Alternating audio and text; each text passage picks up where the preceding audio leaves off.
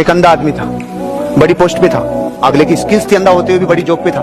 तो उसे हर बार नया शहर मिलता था और वो वहां अपना बिजनेस खड़ा करता था। तो उसे दो व्यवस्थाएं करनी होती थी, एक रहने की, एक खाने की। रहने की उसने कर ली थी, खाने के लिए एक होटल में पहुंच गया। होटल में जाते वेटर ने पूछा, यस सर, मैं आपके लिए क्या सेवा कर सकता हूं? उसने कहा, मैनेजर को बोला, स्पेशल केस हूं। मैनेजर आया, यस सर बोलिए। सर मैं अंधा है। ओके, तो मैं जब भी कुछ ऑर्डर करूंगा, मैं रोज आऊंगा यहाँ पे, मैं जब भी कुछ ऑर्डर करूंगा तो आप 2-3 सब्जियां मुख्य मुख्य बनी उनमें चम्मच डुबो के लाओगे और मुझे सुंगाओगे, मैं उससे ऑर्डर करूंगा। मैनेजर ने कहा, वाह यार, नया केस है, बहुत एक्सपीरियंस वाला केस लग रहा है। मैनेजर ने ये किया क्योंकि उसी लेवल का केस था। सब्जियों में चम्मच डुबोई, उसको लाके सुंगाया, उसने सुंगा, ऑर्डर किया। 1 दिन 2 दिन सुंगा, ऑर्डर किया, 4 दिन सुंगा, ऑर्डर किया, 7 दिन सुंगा, ऑर्डर किया। मैनेजर की ईगो हट हो गई, साला इतना एक्यूरेसी तो किसी की भी नहीं हो सकती, इतना तो गूगल भी नहीं बता सकता जितना ये एक्यूरेट करता है, ये कुछ तो गड़बड़ है, कुछ तो गड़बड़ है। ईगो हट हो गई।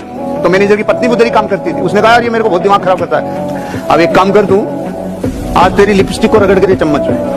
अला बहुत दिन हो गए मेरे को बेवकूफ बनाते हुए, अपने आप को ज्यादा जाना समझता है, आज इसकी एकड़ी निकालता हूँ। वो लाया, उसको दिया, वो सुनते उठ गया। ओ माय गॉड, मेरी बचपन की क्लासमेट रोशनी इधर ही काम करती है। मैनेजर बेहोश और रगड़वा, अनुभव के आगे किसी की नहीं चलती है। पूरी दुनिया में सबसे ज्यादा डोमिनेटिंग और नेगेटिव कैरेक्टर्स में से एक नाम है हिटलर। जानते हैं ना, हिटलर की सेनाएं, अगर इसके पास 10,000 लोग हों तो ये 1 लाख से भिड़ जाते थे, इसके पास 1 लाख हो तो ये 10 लाख से भिड़ जाता था। ये वो था रे जो अपने जहाजों को बम से उड़ा दे, ये वो था जिसको मौत कबूल लेकिन हार कबूल नहीं। एक बार ऐसी घटना हुई, हिटलर की सेना को चारों दिशाओं से घेर लिया, तो सेनापति के पसीने छूट गए। सेनापति के साथ 2-3 मंत्री आए और हिटलर को बोला, साहब पहली बार गड़बड़ हो गई। तो हम सर, पहली बार ऐसा हो रहा है कि हम घिर चुके हैं, हम चारों तरफ से घिर चुके हैं। अब ये बताओ, जब सेना डर जाए, सेनापति डर जाए, तो हिटलर की हालत पतली होनी चाहिए कि नहीं होनी चाहिए? लेकिन साले को हिटलर बोलते क्यों थे, इसके बाद अगली लाइन में आपको पता चलेगा वो हिटलर क्यों था। उसने कहा, वाह, जो अब तक नहीं हुआ, अगर आज वो हुआ है तो अब वो होगा जो अब तक नहीं हुआ। पहले साला सामने होते थे तो हम सामने की तरफ मार पाते थे, अब तो किधर भी चलाओ साला मारोगे मारोगे, किधर भी चलाओ। सेनापति टेंशन में आ गया कि ऐसा पॉजिटिव एटीट्यूड, साला चारों तरफ से घिर गए। अब कह रहे हैं पहले तो निशाना लगाना पड़ता, तो तुम आंख बंद करके किधर भी चलाओ, तुम मारोगे मारोगे। भारत का आदमी जब तक ठोकर नहीं खाता ना, तब तक सुधरता ही नहीं है। हेलमेट भी कब लगाया, जब चालान 1000 का कटा, नहीं तो यहां लटका के घूम रहा था 20 साल से। अब टांग लिया ना। भारत अकेला देश है जहां हेलमेट की वजह से चालान काटना पड़ता है। नहीं, सब लोगों को पता है हेलमेट इसलिए लगाया जाता है, वे खोपड़ी नहीं फूटे, पर्सनल पत्नी विधवा नहीं हो, बच्चे अनाथ नहीं हो, इसलिए। और भारत के लोग क्यों लगाते हैं, भाई चालान नहीं कटना चाहिए इसलिए। अरे सिस्टम को फॉलो नहीं करने का तो हमारे डीएनए में घुस गया वायरस। जिसके लिए ग्रोथ मायने रखती है, एक बेटा, उसके लिए फिल्म इंडस्ट्री मायने रखती थी, और दूसरे बेटे के लिए उसका देश, उसके बाप का सपना मायने रखता था। ले गया रिलायंस को वहां जहां कोई सोच नहीं सकता, और दूसरे ने साला 10,000 करोड़, 20,000 करोड़, लाख का कर्जा, करोड़ों का कर्जा निकाल के रख दिया। जिसके लिए जो मायने रखता है, जिसके लिए जो मायने रखता है, कायनात उसे वहां पहुंचा दिए। जो दूसरों की सफलता जिसके लिए मायने रखती है, इस भारत को भारत बनाने में जिस महान योद्धा का परिवार कारण बनता है, उसका नाम है रतन टाटा, जिसने इस देश के लिए बहुत कुछ किया। वो जमशेदजी टाटा, जिन्होंने इस देश के निर्माण में, जब दुनिया इसे 7 सपेरों का देश बोला करती थी, उस टाटा ने उस समय इस देश को खड़ा करने में जितना योगदान दिया। ये वो लोग नहीं हैं जो खुद के रुपए कमाने के लिए आए थे रे।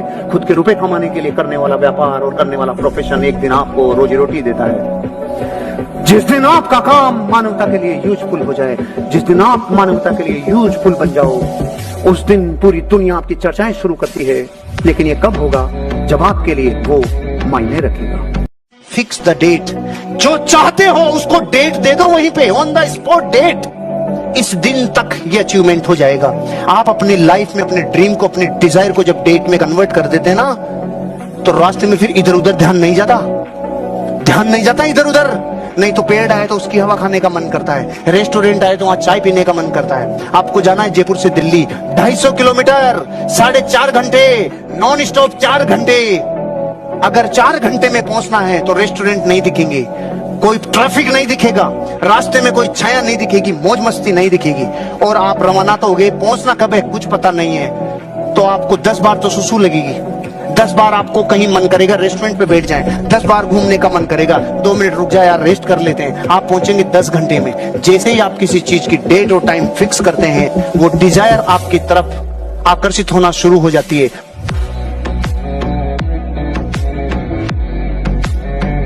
एक घोड़ों की रेस थी, अलग अलग पंचायतों से घोड़े बुलवाए गए। एक पंचायत में घोड़ा नहीं था, तो पंचायत ने कहा भाई साहब अपने गांव की इज्जत का सवाल है। उन्होंने बोला क्या किया जाए कि घोड़ा नहीं है, गधे को तैयार करो। अब उन्होंने पूरे गांव में ढूंढा, गधों में हड़कंप मच गया, और मरवा दिया, रे घोड़ों में बेचेंगे हमें। गधों में हड़कंप मच गया, गधों में हड़कंप मच गया, लेकिन फिर भी जो हृष्ट पुष्ट था ना गधा, थोड़ा सा घोड़े जैसा लगने वाला, उसको लिया। उसको लेके कि भाई तू कर सकता है, वो कहता मरवाओगे रो, मत भेजो मत भेजो। नहीं नहीं तू कर सकता है, तू कर सकता है। इतने पंप भरते हैं तो कुछ तो फर्क पड़ता है कि नहीं पड़ता है। गधे ने बोला मैं जाएगा, गांव की इज्जत के लिए मैं जाएगा, रेस में जाएगा, पंचायत की इज्जत के लिए पूरा लुट जाएगा, लेकिन मैं जाएगा। ओके, सरपंच तैयार, सारी टीम तैयार, और गधे को लाके खड़ा कर दिया रेसिंग की लाइन पे, और गधा बिल्कुल रेडी। लेफ्ट में देखा घोड़े, अरे बारे मर गए रे, राइट में मर गए रे, बारे कांपने लग गए पांव। अब गधा वहां तो ठीक था, लेकिन घोड़ों में पहुंचने के बाद तो फर्क पड़ता है ना, कांप रहा है, टांगे कांप रही है, और विसिल बजने वाली है।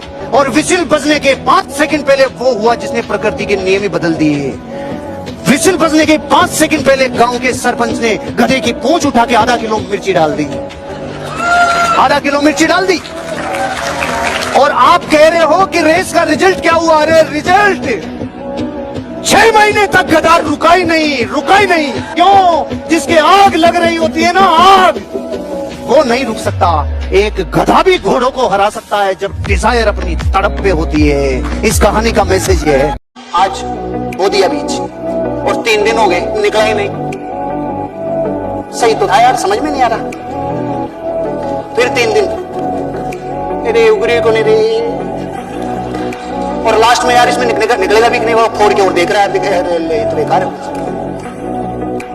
आपको पता है इस देश में ऐसे लोगों की संख्या कितनी है जो हर महीने अपना प्रोफेशन बदलते हैं, हर साल अपना प्रोफेशन बदलते हैं, और बदलते ही नहीं है, जो पिछला था उसको गाली और देते हैं। संख्या बताऊं, 84 करोड़।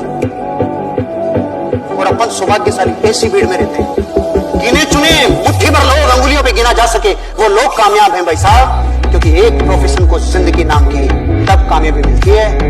अरे क्योंकि काम कारण के बिना होता नहीं है। मैं आपको बताऊं, इस दीवार को तोड़ो, और तरीके और बताता हूं, इसको सब्बल से, हथौड़े से, बुलडोजर से तोड़ो। आप तोड़ेंगे भाई साहब, और तरीके भी बता दिए तो भी नहीं तोड़ेंगे।